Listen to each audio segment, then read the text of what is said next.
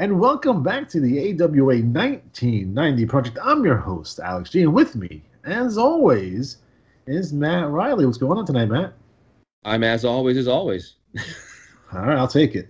So, guys, this episode, we're going to take a look at a couple of different things here I want to go over. I want to talk about a new tag team debuting for the AWA in 1990.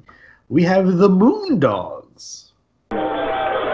I hear the whistle blowing, and it's got nothing to do with a train. Well, maybe a little bit. They're like a runaway freight.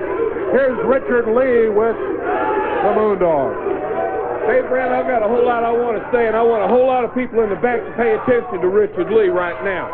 Jeff Jarrett, I've got something I'm going to say to you, boy, but I'm going to save it for just a minute because I want to save the best for last. Now, Dave Brown, I'm getting sick and tired of listening to all you people come in here and talk about Austin Idol, Austin Idol, Austin Idol. Well, he's going to be here a little bit later on, so get used to it. No, Dave, let me tell you something, and I'm going to tell everybody out there. Austin Idol will not be here today. Austin Idol won't be here tomorrow night at the Coliseum. As a matter of fact, Austin Idol will probably never be back in this territory again, because I found out Austin Idol has got more enemies than I do, and I've got a lot of enemies. So Austin Idol is not my problem. Now, Robert Fuller, you keep wanting to stick your big nose into Richard Lee's business. Well, let me introduce you to the Flaming Star, brother. And I'm going to tell you something. There's a reason they call him the Flaming Star instead of the Star, Robert Fuller. And you're going to find out. If you keep messing with me, I'm going to cut your nose off to spite your face, boy. And now, Jerry Lawler, let's talk about you, punk. Because you're going to have to go out and find you another partner. Because Austin Idol hadn't made it. Everybody wants to keep coming out here talking about history, talking about this, talking about that. Well, Jerry Lawler, you've compared the Moondogs, number one, to the Terminator. That's right. My dogs keep coming forward, Jerry Lawler. But the big difference between my dogs and the Terminator, brother, my dogs are real. The Terminator's fiction. And then you said, you're the king, and you talked about how kings have the dogs down at their feet. You never dealt with wild dogs, brother, because you don't tame wild dogs. And my dogs are wild right now, Jerry Lawler. And I've already told them, you're going to pay for my face, brother. You're going to pay for it. And it's going to happen tomorrow afternoon. And now, Jeff Jarrett, let's get to you, punk. I've already left Robert Fuller bleeding in the middle of the ring. And now you want to stick your nose into my business? Well, let me tell you something. I'm not afraid to get in that cage with you, punk. I'll get in the cage with you anytime, any place. And when I leave, you're going to be laying face down in the ring the same way Robert Fuller did. And nobody is going to mess with me again. Richard Lee, I'll tell you what, Richard Lee, well, you got all kind of confidence right now. Let's see 24 hours from now, after the action at the Mid-South Coliseum. Now, you're probably asking yourself, why exactly are you bringing in the Moondogs? And to answer that question, it's very simple. They're awesome. All right. You know, they're another good opponent for the Road Warriors. Now, if you guys, during this time frame, we would see the Moondogs go into Memphis and have these wild and wicked brawls all over the arena. We're talking about literally kitchen sinks getting thrown in the ring and Lawler getting beat up by them. So they're having these really crazy matches, and the reality of the situation is that we need guys for the Road Warriors to face. The Road Warriors, will beat everybody. That's kind of the idea. That's the Road Warriors gimmick, is like they just beat everybody, right?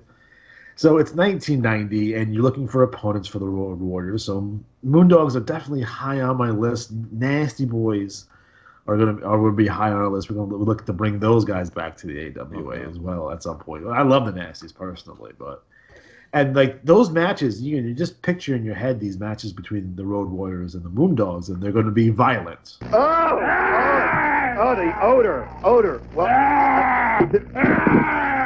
do I interview you? All right, I don't care. Where are you from? Can you tell me? Everybody out there wants to know about you. Do you like girls? Do you like girls? You like girls? Well, that's something you like. Oh, that's terrific.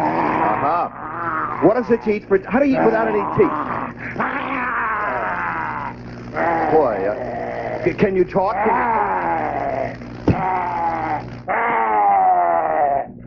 You smell awful bad. I'm not paid enough to do this. This is kind of ridiculous. All right, okay, I quit. Okay. Like legitimately violent, not like deathmatch wrestling. Not to get on a soapbox about deathmatch wrestling or to upset people who are big fans of deathmatch wrestling.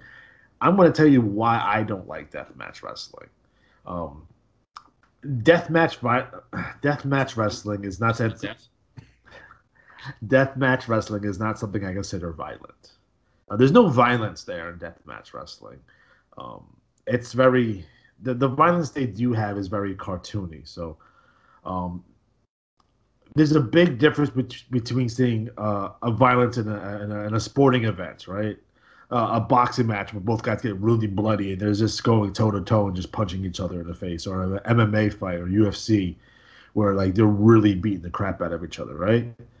When I look at deathmatch wrestling, it reminds me of like Bugs Bunny dropping an anvil on Yosemite Sam's head. Like that's not violence. That's just the cartoon. He's gonna get up 5 seconds afterward, just like some of these deathmatch guys will just get up after getting hit in the head, getting hit in the head with an anvil. So that's why I don't find those. I don't enjoy deathmatch wrestling. I'm not disparaging those of you who enjoy deathmatch wrestling or hardcore wrestling. As time has gone on, we've seen, kind of the blood and guts wrestling from Memphis, and we've seen the blood and guts wrestling from Puerto Rico, and the barbed wire matches that eventually evolved into the bomb matches in FMW, which evolved into what they were doing in ECW, which evolved to what they were doing in CZW, and then from there, which those are 100% violent. You get from the inception of CZW as they go through, their evolution, it just became more cartoony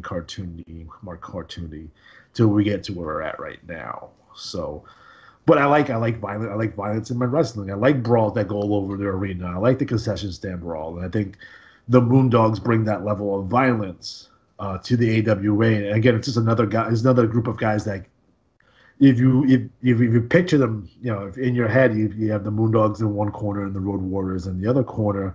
It's like, okay, this is credible. You know what I mean? Mm-hmm. They're gonna have a back, like, oh, the Road Warriors could be in trouble now, and that's the hardest part when you're booking guys like the Road Warriors, guys like Brody, guys like the Undertaker. You're looking for guys that will be able to stand toe to toe with them. Although obviously we know those guys are getting the win. But at least from a visual standpoint, and from like, oh, maybe these are the guys that finally beat the Road Warriors, because the Road Warriors beat everybody. That's their gimmick, right. Much like Goldberg, which there's a lot of similarities there between the Road Warriors and Goldberg. But as we move along this process and we move along, I want to lay out the scene for everyone on what we're doing right now. So, in terms of our booking scenario, we have Ricky Steamboat as the World Heavyweight Champion. He's entering a rivalry and feud and a main event on a pay-per-view with King Kong Bundy. Now, a lot of people were saying, King Kong Bundy? Well, King Kong Bundy is a legitimate star. I know the last time we seen him, he was squashing midgets, and we spent a lot of time rehabbing him from that, getting wins on TV, 3 seconds, 5 counts, the whole 9. So we spent, a good 4 or 5 months getting him wins on TV every week to make him, once again, a legitimate threat. And it's about creating legitimate threats for these guys. And it's a contrast. So when we go to our next feud with Steamboat, which will be Masahiro Chono. What? Out of left field? Yeah, it's kind of out of left field. This is more, that Chono Steamboat match is going to be more of a political favor for New Japan, who is our partner and who is supplying us with a lot of their Japanese talent. And we're providing them with American talent. That's how these deals kind of work. So do we have to give a main event title match to Chono on our pay-per-view? Yes, because that's how that works. So you're looking at company crossovers, you're looking at, trading talent back and forth. You're going to have to give a young guy like Chono, who I have a whole angle, by the way, guys, with Chono, because it's ridiculous. So let me lay that out for you real quick before we move on from that. So, like I said, once Steamboat gets past Bundy, who is being managed by Diamond Dallas Page because they're both from where? New Jersey. It makes sense. Who's also being managed. So, okay, let's break this down here. There's a lot of things going on. There's a lot of moving parts. So we have a stable, the Diamond Mine, with Diamond Dallas Page, King Kong Bundy, Bam Bam Bigelow, and Scott Colonel Anthony. Beers? Not Colonel De Beers. He's not even allowed in the AWA anymore. So it's Bundy, Bigelow, and Scotty the Body, or Scotty Flamingo, as we call them here. You know, kind of the Jersey crew. And I figure you bring a bunch of obnoxious Jersey guys to Minneapolis, they're going to get heat. That's the idea there with that. No, So, you know, no Colonel De Beers, no. We're not going to have anyone that's pro-apartheid on our roster. Sorry. We do have Kamala on our roster. That's the closest you're going to get on that. Not saying that Kamala is pro-apartheid. I don't know what his stance was on apartheid. I don't think it was pro-apartheid, though. So I think that's fair. So once Steamboat gets past Bundy, don't forget Bundy, legitimate main eventer of WrestleMania 2 with Hogan. He hasn't been around for a long time. He hasn't been around in 3 years or 2 years, I think, at this point. Guys who's trying to break into movies and commercials. Again, legitimate threat. We rebuild them on TV. Steamboat gets the win. So we move on from that, right? And now, since Steamboat has been in the forefront of these of these feuds up until this point, he's gonna fade slightly in the background just for a moment when it comes to this Masahiro Chono feud. So what we're gonna do, we're gonna bring in Chono as the babyface. Chono was trained and mentored by Lou Thesz. So we bring in Chono, we bring in Lou Thesz as, hey guys, I'm bringing this Japanese guy in. He's the world's best wrestler, blah, blah, blah. He's going after the AWA world title. So we have Thesz with Chono. Now, who has beef with Lou Thesz? I know someone who has beef with Lou Thesz. This is the moment when we bring back Vern Gagne. Oh, no. Yes, just listen. Let's hold your horses and just listen. Oh, boy. Let's hold your horses and just listen. So we have you have Lou Thesz bringing in his Japanese protege Masahiro Chono, and he's talking about world title matches and such, right? Then then Vern Gagne comes in, and him and Thesz get into a verbal altercation. Hey Lou, you always ran from me. You're the reason we had to create the AWA because you wouldn't give me a shot at the NWA world title. I would have beat you. And they have a little confrontation on TV, right? This at the interview section, right? They're talking shit. Two old men talking shit, right? Mm-hmm. As these two men are talking shit, you see Chono, who this is supposed to be his big moment, right? He's going after the world title. You can see him getting more and more frazzled and upset. And so they're still arguing back and forth. And then Masa Saito comes, right? And you don't really see him. He's in the background. He's kind of whispering in Chono's ear a little bit as, Lou Thesz and Vern Gagne are going back and forth, right? Mm-hmm.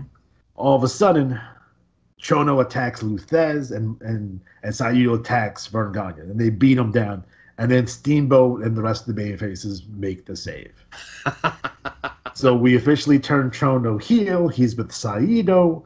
You have the match with Chono and Steamboat already booked. You get a little bit of heat on Chono.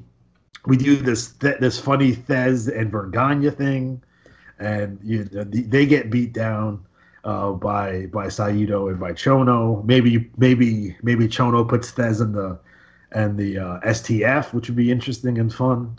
A lot of cool things you can do that. So again, this match is a favor to New Japan. Hey, we're gonna put your boy in a top spot because they had high hopes for Chono. I don't think he really met those expectations until Chono turned heel. He got injured and then he turned heel and then he had to change his style and then he got over. So with the Yakuza kick and he's wearing the black leather coat and shit and the sunglasses, and he really got over. Babyface Chono, not so much. But Babyface Chono was NWA World Champion, though.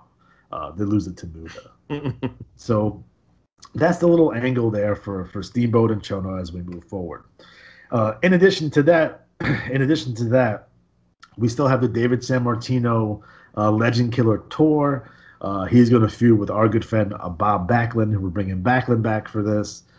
pre-Crazy Man Backlund, and the idea here is simply to have David Sammartino beat the shit out of Bob Backlund. Like, just beat the holy hell out of Bob Backlund. Beat him with the camel clutch, too. With the blood and the camel clutch. And Nice. it depends on how we want to play it, but I can see a scenario where David has got, he has Backlund in the clutch. He's looking right at the camera. Camera's right in his face, and he can just stay right to the camera. Why don't you love me, Dad? As he's trying to kill fucking Bob Backlund. You know what I mean? Again, this is not your father's David Sammartino. He is jacked. I don't know if you guys seen pictures of him in the 90s, but he is shredded, and he dyed his hair blonde, and we're going to give him the stubble, and he's going to be with the leather jacket, and he's going to be with Paul Heyman. He's going to be with Paulie Dangerously. So that's the package for David Sammartino. So he's going to run through a bunch of these legends. So it's going to be Bob Backlund. He's going to beat up superstar Billy Graham at some point. If Stan Stasiak is somewhere out there, we'll bring him in to get beat up by David Sammartino. All his dad's old rivals, right? That's the idea. Yeah. All his dad's old rivals. He's going to come in and beat the piss out of until maybe maybe he gets his world title shot, or maybe he gets over to the degree where we can make him world champion. Or his dad finally says he comes in and they have something going on with Bruno, which would be interesting.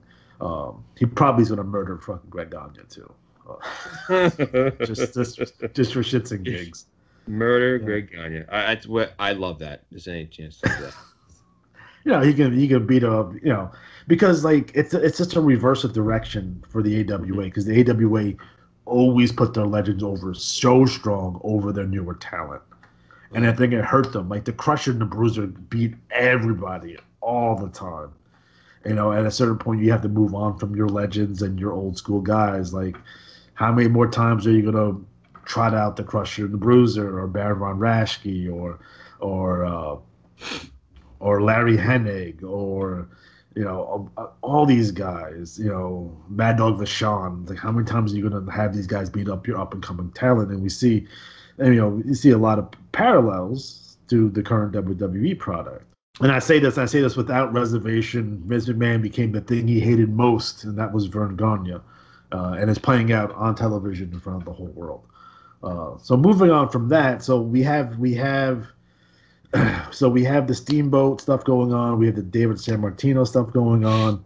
We still have the monster push for Scott Norton, as he's destroying all our big dudes. He's right now in a rivalry with Kokina, Maximus, Yokozuna. So that's going to be a lot of fun. You need to have big guys hitting each other hard.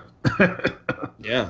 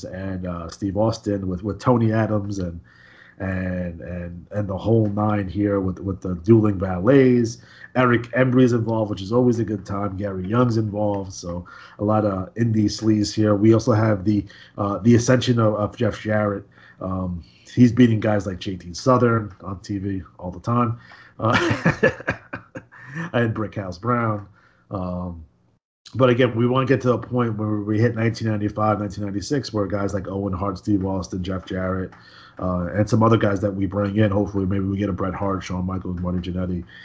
These guys are going to be the backbone of what we're doing moving forward. We do have one major heel coming in, which I'm not going to announce now, but I think it's going to shake everything up. And it's someone who technically not available, but available. It's literally a whole show that we have to explain why this guy is not available, but they can suddenly become available very quickly.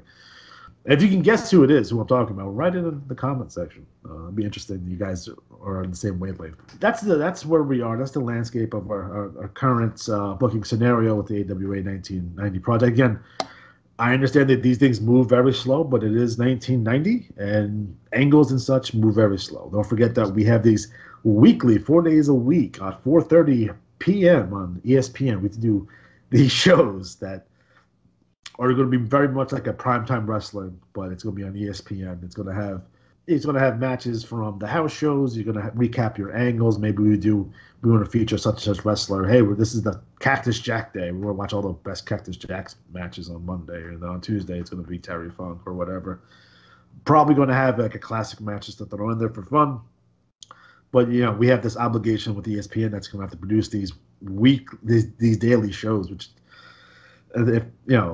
if recording shows, 2 shows, 6 or 7 hours a week for wrestling, even back in the 90s were tough. And it's even harder today. Imagine doing that a daily show for 1 hour. In addition to your syndication shows, your specials, and your pay-per-views. That's a lot of TV. And you will need a big roster, and you're going to have to record a lot of matches. So that's why we're sending all these cameras to the house shows to record everything. And plus, you want that tape library money in your back pocket in like 15 years. So don't forget about that. Moving on from that, I want to talk quickly about the Moondogs. Again, I think they're a great fit for what we're doing. There's someone that's fresh coming into the AWA. So, Matt, what are your thoughts on the Moondogs? Moondogs are one of those teams that I introduced through tape trading way back in the day, and it was a tape called Madmen, Maniacs, and Lunatics, and it was this phenomenal, like them and the Fabulous Ones. And I've always felt that one of my biggest problems in wrestling is they'll have the right formula, like, okay, a bad guy destroys good guy, punches his wife, kicks his son. They build it to the big match at the big show. Introduction, looking at each other. Bell rings, they wrestle. No. Take it back and look at these matches. The bell barely rings, and they're already tearing into it. They hate each other, killing each other. That's exactly the kind of heat and intensity you should bring. And the Moondogs were a great look. It's just genes and barbarism. Like they were. They've been around there's been several different incarnations of them. Right.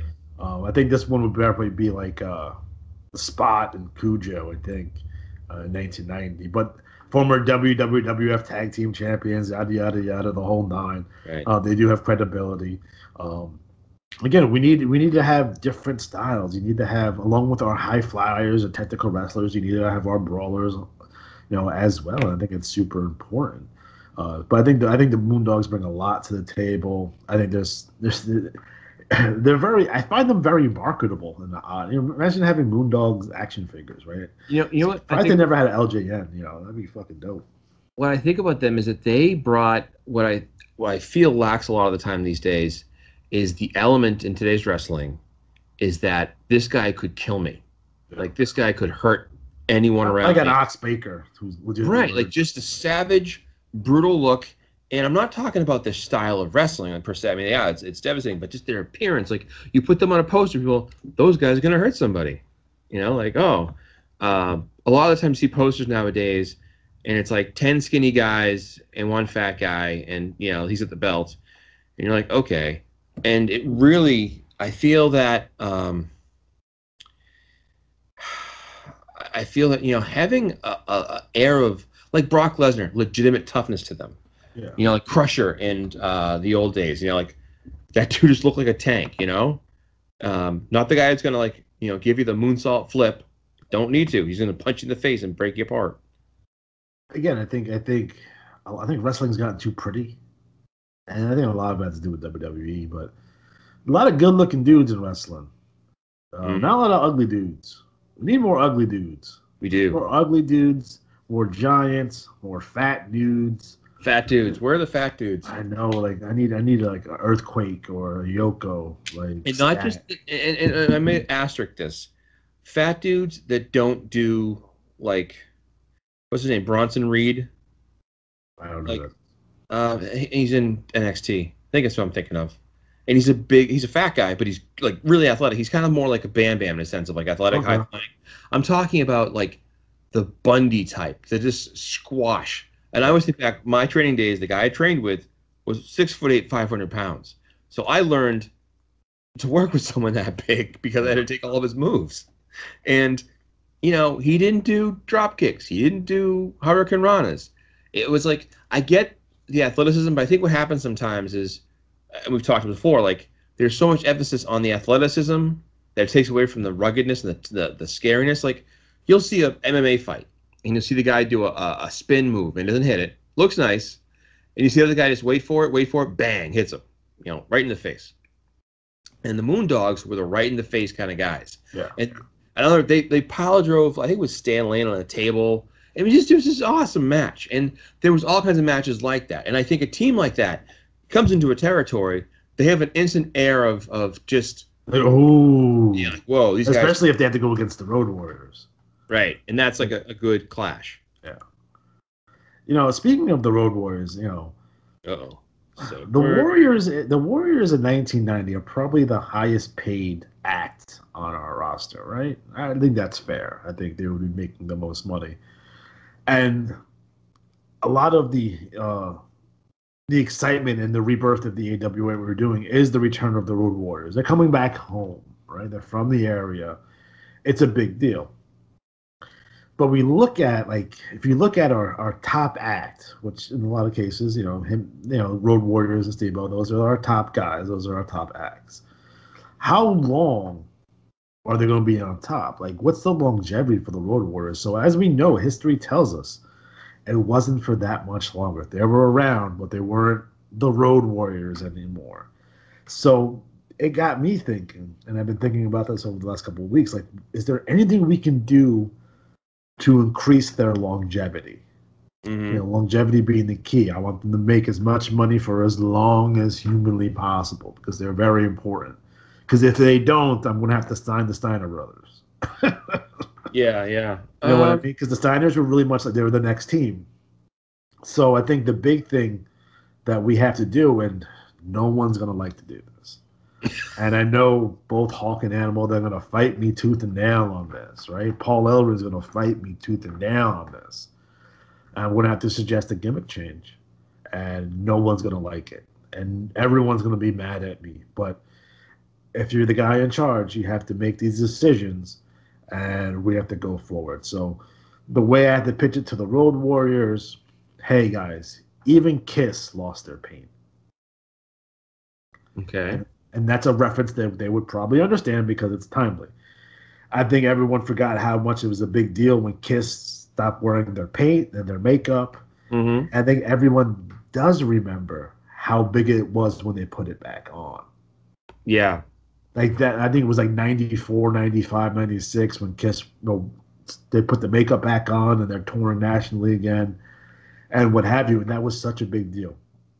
So what I'm suggesting here for the Road Warriors, I'm like, all right, when I look at you guys in your street clothes, you guys look like two biker dudes.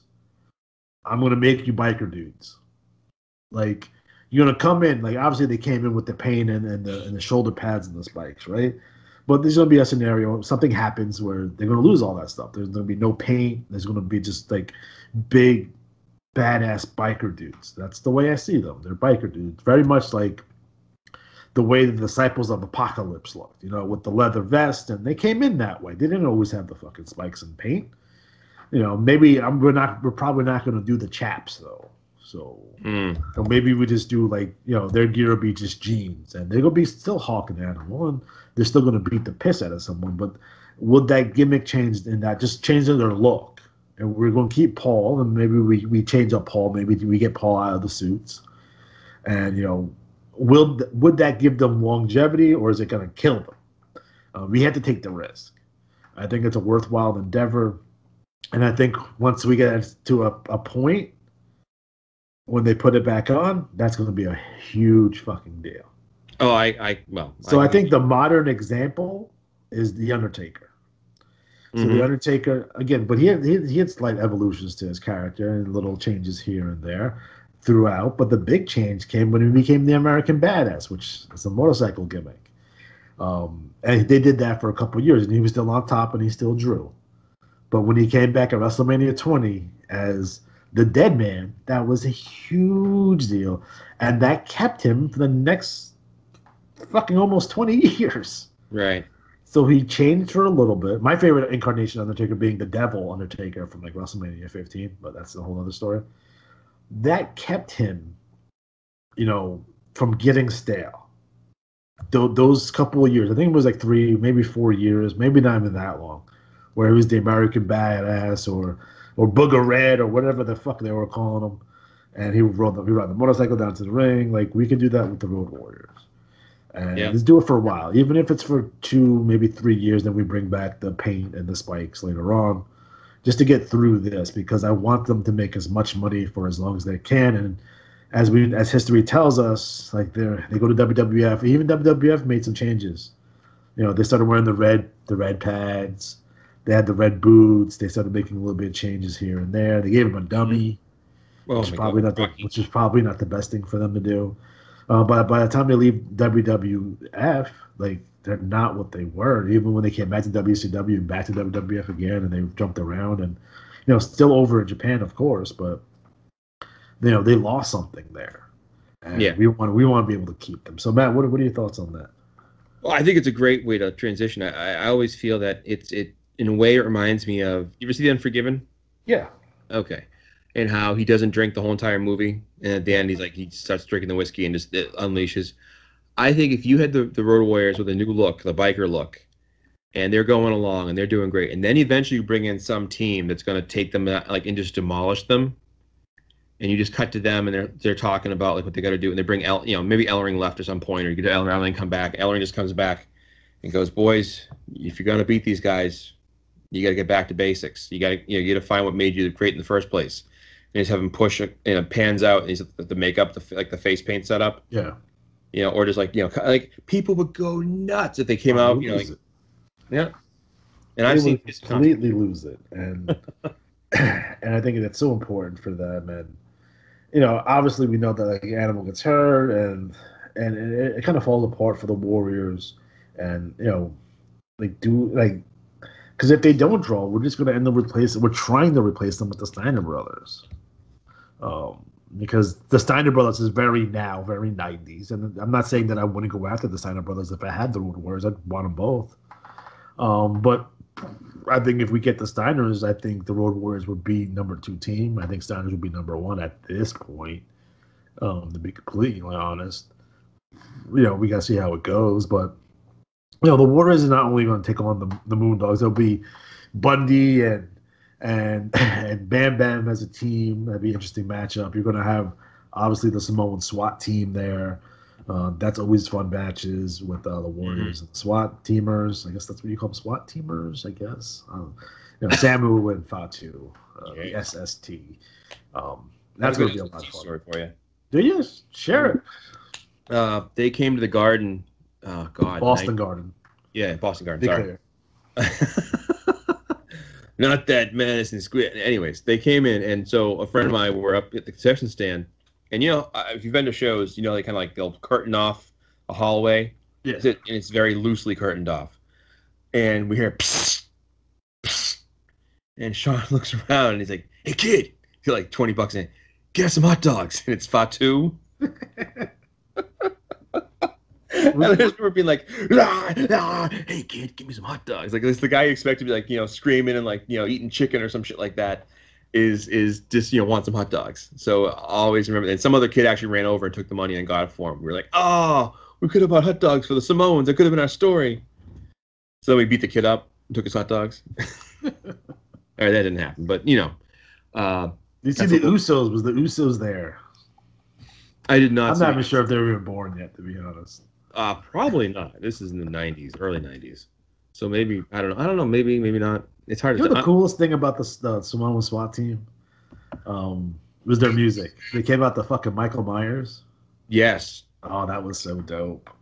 Now I'm talking about the Samoan SWAT team, not the new Samoan, the new Wild Samoans. The Samoan SWAT teams that I remember. I don't remember the other Samoans. No, because they switched. They switched, and they became the new Wild Samoans, and they were managed by Sir Oliver Humperdinck, which I've never seen. I haven't seen a lot of his Florida stuff, but people tell me he's a good manager, and there's no evidence to suggest that otherwise. Like I saw him in WWF, with Bam Bam. I've seen him here. I've seen him being the manager of the road boss for the Freebirds, and I'm like, fucking really? Like this guy? Yeah. I had to go back and watch more Florida. I do have quite a bit of Florida stuff on tape, which I had to go back and watch. I'm like, Humperdinck is a good manager? I know we all have I know you're not necessarily a big fan of Gary Hart like I am. Yes. He never took any bumps, but he will cut you with the razor blade like he did to Missing Link in the locker room. Poor Missing Link. Well, he tried to jump him. So, Gary's from Chicago. He carries a straight razor in his breast pocket, and you fuck with him, he's going to cut you. And he's cut Missing Link. Of locker room fights, quick segue / shout out to Tony Schiavone on the AEW post show. They hosted after each episode. And they're not all live, but some are like they're live, but they're not all like on location depending on the scheduling. So he tells a story about how the Paul Orndorff Big Van Vader fight broke out right in front of him. Yeah. And just how Orndorff whooped the shit out of him. And I've always been like, that to me is like the greatest on paper upset. In flip flops, by the way. What's Orndorff that? Orndorff was wearing flip flops. Wow, that's even more impressive because if you're gonna fight in flip flops, dude. Well, I think people underestimate like how much of a badass fucking Paul Orndorff was. Like, I think most people would consider him the toughest guy in Florida, and that's Florida. Yeah. They all crazy down there. No offense to people listening who are from the great state of Florida, the Sunshine State. But yeah, Paul Orndorff was like legitimate badass, where like Hulk Hogan knew him like from 2 towns away, and he was scared of him. You know what I mean? So like Orndorff was a big deal, and I often wonder why they never talk about his brother at all. Like Paul never talks about his brother. His brother wrestled very little. Like he's the equivalent of Vic Steamboat. I was a huge fan of Paul Orndorff growing up in wrestling. I was like, that's the guy I want to be like, because I liked him. He was so intense and so like to me he looked kind of normal. So it was like he'd like associate to him. I'm like, oh, that guy. Paul Orndorff's brother was Terry Orndorff. So apparently a lot of people in the state of Florida named Terry. Jesus, wow. So that's his real brother, though. Brother. Never really went anywhere, though. Wrestled a couple of times, and that was basically it. And and it's like, yeah, Paul had a brother. He was a wrestler. I didn't know that. It's really weird. Speaking of brother teams, and I think I'm going to answer this question before it gets posed to me in the comment section. Would there be any interest in Kerry Von Erich, bringing him in 1990? And the answer to that question is yes and no. I would be very interested in bringing Kerry Von Erich in. I wouldn't bring him in because of his problems, his issues, and he's battling his demons. And if you look at the roster that we currently have, if like, hey, someone drug habit is so out of control that I'm not going to bring them in, it's really out of control. When it comes to Von Erichs, like I would be interested in bringing in Kevin for sure if Kevin was into it. But I get the distinct feeling in 1990, I get the feeling in 1990 that he didn't have wrestling in his heart in 1990. Like he wasn't about it. Do you consider the Super Clash 3 match as part of the canon in your world, or is that didn't happen? No, it's all there. Like when we're that's all there, and we have Lawler in making sporadic shots, and then like I said, I would love to bring Kerry in because Kerry, everyone should know that he doesn't have a foot. And I think there was something lost there for Kerry to really get with like the Special Olympics and kids that have, physical disabilities and handicaps, and really been a hero to those kids. And that could have gave Kerry something, for him to help all these kids, Right. and share his story, and really be a mentor and a hero to a lot of kids. And would I exploit that for money? Yeah, I probably would. but you can do the right thing and make money at the same time, though, and that's what I'm saying. Is that I would tell that story, and I would have him be a representative to the Special Olympics and get with kids in wheelchairs and do a lot of charity work. And I think, maybe that could have kept them clean, and it would give him more of a purpose. I'll tell you one thing. I think it's just kind of a general societal note. I do believe that when it comes to suicide, having a friend who tried to commit suicide and survived, and he always looked back, and when he got his life kind of back on track, one of the things he always talked about, and like finding purpose, and it really is true. Like when he found a purpose in life, it like let him focus, And for him, it was animals. He's like an animal guy. Like he takes care of like fosters, whatever, rescue animals. And for Kerry, I think that would have been a perfect like segue. Like, look, this guy is missing a foot, and I mean, how many heels? Like, I can't put a leg lock on him. He ain't gonna feel it. You could have, of course, said the 18,000 times if someone would beat him with his prosthetic leg and whatever. But you could have lose the battle royal because both feet don't hit the floor. Oh, if he turned heel, he could totally pull it off. Yeah, he couldn't turn heel. That's for sure. Oh wow.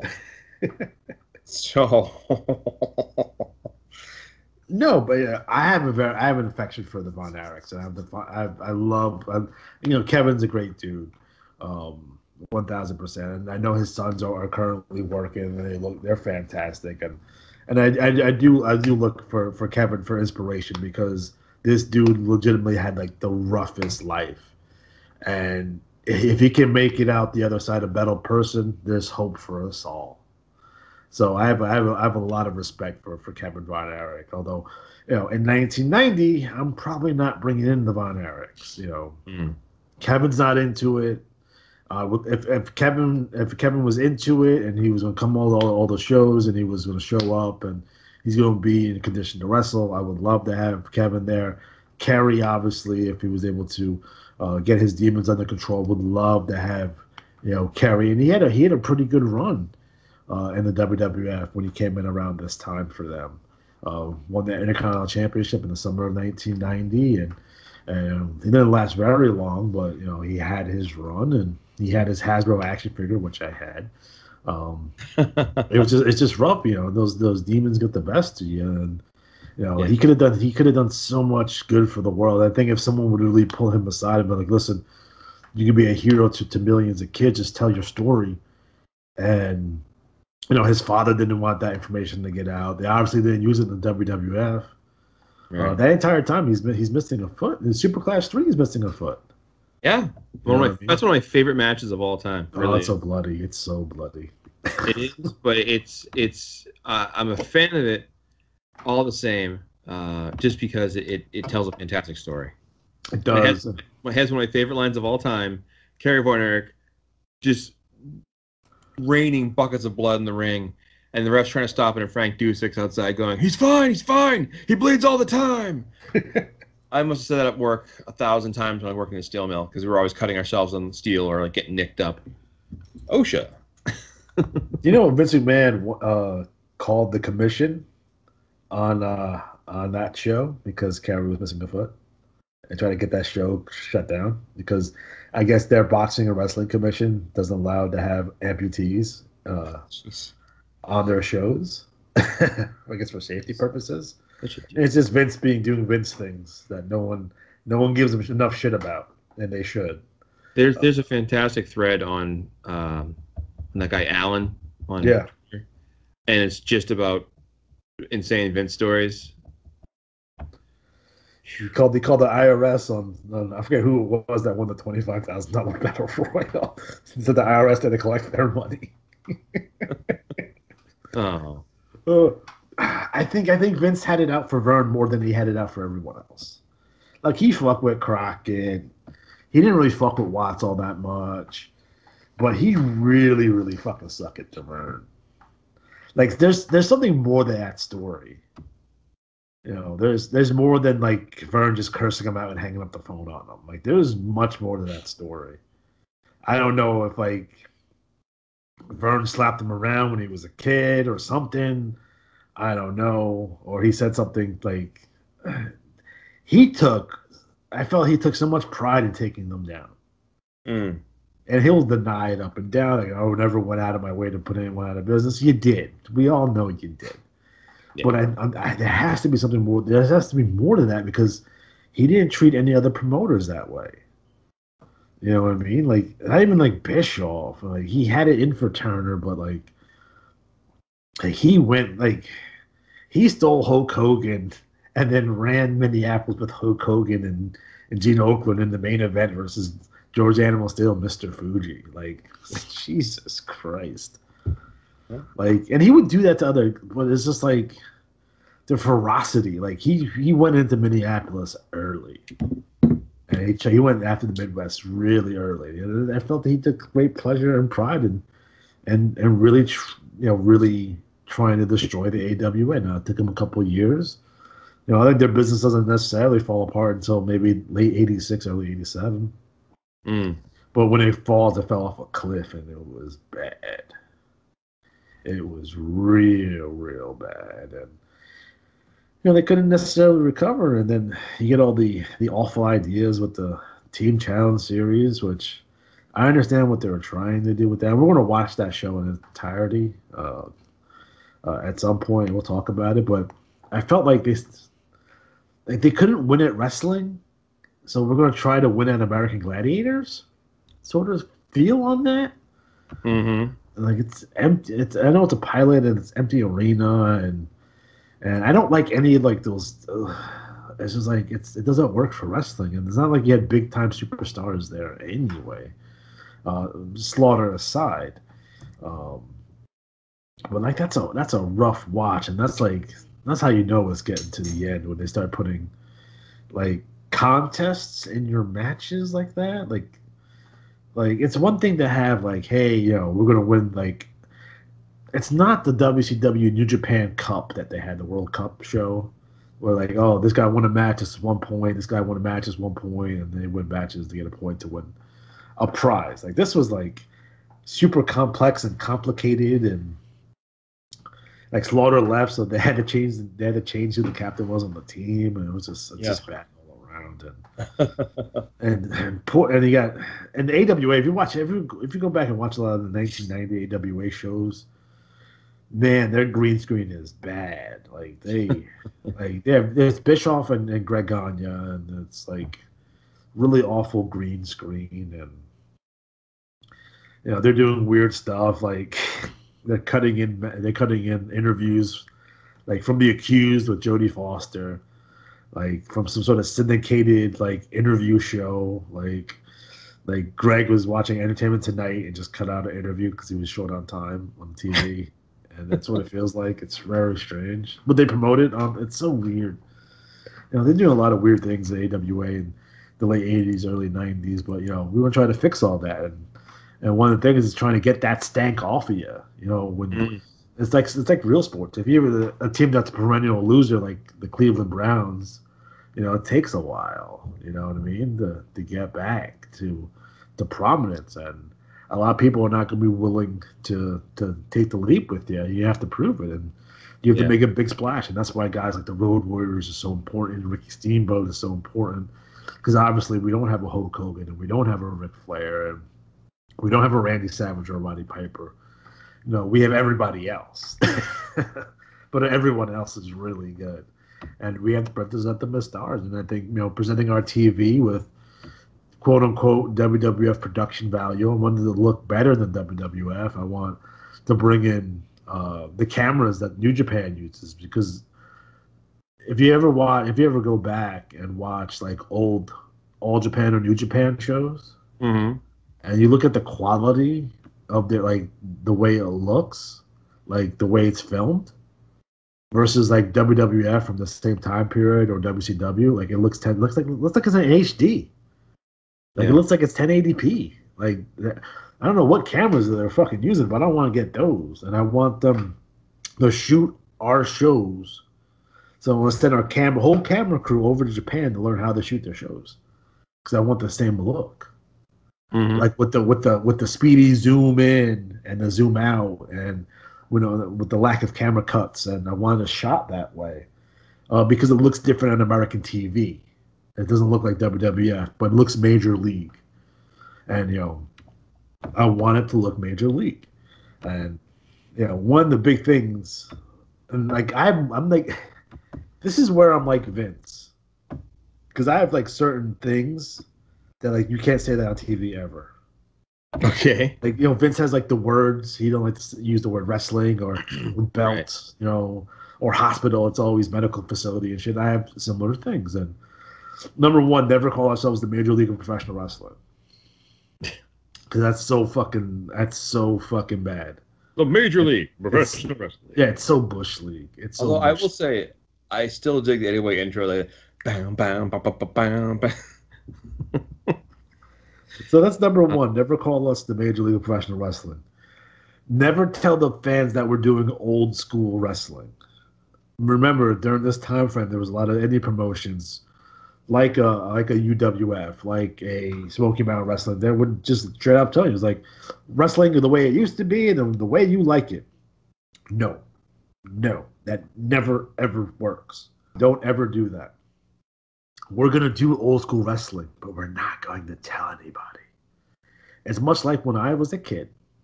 I did not like taking aspirin when I was sick. So my mom used to crush it and put it in my applesauce. Oh, my God. That's what we're going to do our old school wrestling. We're going to crush it up and put it in our applesauce for public consumption, because I don't want them to think anything old. This is not old wrestling. This is new wrestling. Let them think it's new. But we're doing old school shit.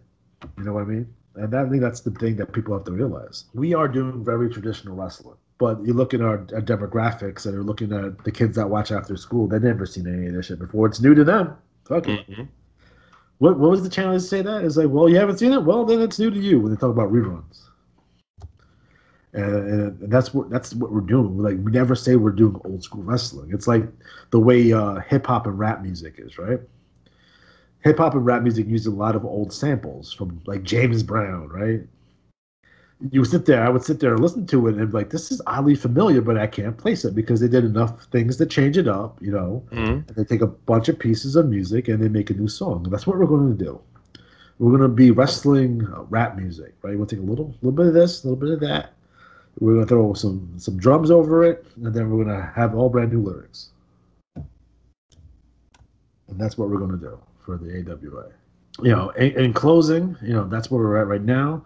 We've been on a bit of a hiatus due to the holiday season and such, so we're going to be back on our regularly scheduled, back into our regular schedule of recording. So you'll see more shows in 2021 come on out. So just be on the lookout for that. We're going to have more AWA shows. We're going to have more Retro Wrestling Games Presents. Our next one being SmackDown Just Bring It. So that's going to be a fun one to do, and we're going to find out if a video game company can bootleg their own game. It'll be next up on Retro Wrestling Games Presents. So be on the lookout for that. So for Matt Riley, I'm Alex G. Have a good night. And Chicago, hello again, All-Star Wrestling on the air. I cannot believe it, ladies and gentlemen. Hang on to your hats when you hear this news. In light of previous happenings, the incredible Hulk Hogan has gone to the promoter and has asked for not one, but two men. Those two men are World's Heavyweight Champion Nick Bockwinkel and Bobby Heenan. And the Hulk has got those two men here in Chicago in the same ring at the same time. And Hulk, I cannot believe that. The professional wrestling world cannot believe that. Let me tell you something, Gene. I am sick about what happened here last time in Chicago. It makes me sick every time I think about it. Bobby Heenan and Nick Bockwinkel, I've got you right where I want you, and I'm going to pay you back for what happened last time. The people of Chicago were there. They saw Hulk Hogan with his hand. I'll tell you, Hulk, I can understand. Now, Hulk, I can understand your disappointment. But, that is part of professional wrestling. Let me tell you something, G. I'm so upset I can't even think about it right now. I know it. I've got him in the center ring, Bobby Heenan. You're going to pay for what happened. I am the people's champion. They saw me beat Nick Bockwinkel Repeatedly, minute after minute, I had him going. I had him right where I wanted him. And when I had the taste of victory in my mouth, when I was ready to clamp down on him and take it all home, Bobby Heenan, you interfered. And this time, paybacks are due. Paybacks are due. I've got Bockwinkel and I've got Heenan. They set it up. The promoter saw justice should be done, and it will be done this time in Chicago. And you know something, Mean Gene? A few times around here, when the champion was hurt, the belt was handed back to the man who deserved it the most. And everybody knows who that is. I'm the people's champion. I had Bockwinkel beat. And this time, Bockwinkel, when I hurt you and you can't go on any longer, they might see fit to put the belt where it belongs and where it'll look the best. I'm the people's champion. I'm the man who should be at the top. And I'm going to prove it time and time again. All right, I still can't believe the incredible Hulk Hogan going after two men simultaneously.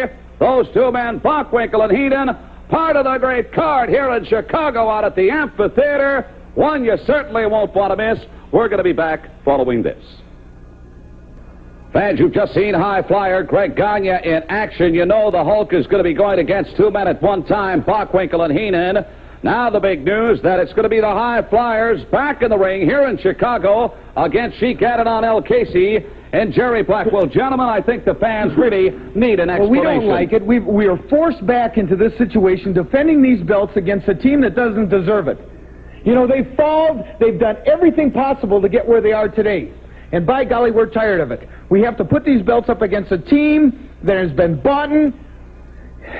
I can't believe it. They break every rule in the book to win a match. And then the promoters and the championship committee have the audacity to come back and say we have to step back in the ring with them and put the titles on the line. We're not afraid of this team. Don't get us wrong. We're not afraid of Blackwell and Sheik. We know we can beat them. What we don't like is the way the officiating's been going and what Blackwell and Sheik have been doing to win their matches. Now you two step in the ring and you're coming after this title. Well, it's going to be the battle of your lives. You've had some tough matches before, and you may not think the high flyers are much, but we're going to be buzzing and stinging you like you've never been stung before, and we're going to let the air out of that big fat man and send him back to Iraq with a poker. The wink link is the Sheik. All right, there you have it, ladies and gentlemen. Quite a bit of intensity coming from the high flyers. Now, Baron von Raschke out at the amphitheater. Ken Patera, the strongman, your opponent on the big upcoming card. Part of the Black and Blue Express. Well, a few weeks ago, if the people remember, it was Herr Patera, the strongest man in wrestling, who took it upon himself when my back was turned to run my head into the post and scar my face. Well, Herr Patera, you may be the strongest man in wrestling, but that doesn't make you the strongest wrestler. Step in the ring and face the claw, face to face, man to man, flesh to flesh and bone to bone, and we will see who walks away from the ring, Patera.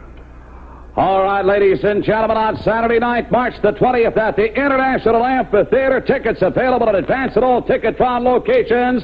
It is going to be a barn burner. There's more after this.